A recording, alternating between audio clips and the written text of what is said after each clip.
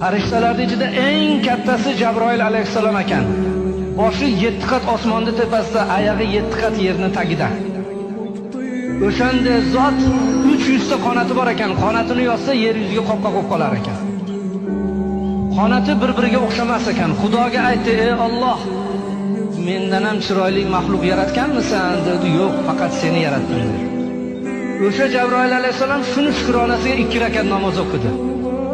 Birinchi rakatida o'ng oyog'ini qo'yib, chap oyog'ini ko'tarib 20 ming yil turdi dedi.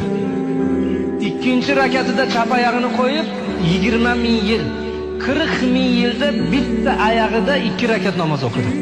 40 ming yil ketdi.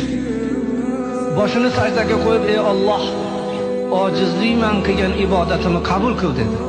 Xudo aytdi: "Ey Jabroil, rost ibodat qilding, seni ibodatingni qabul qildim. Sendan keyin hech kim bunaqa ibodat qila olmaydi. Magaram oxirgi zamonda Habibim Muhammad alayhisalomning ummatlari keladi.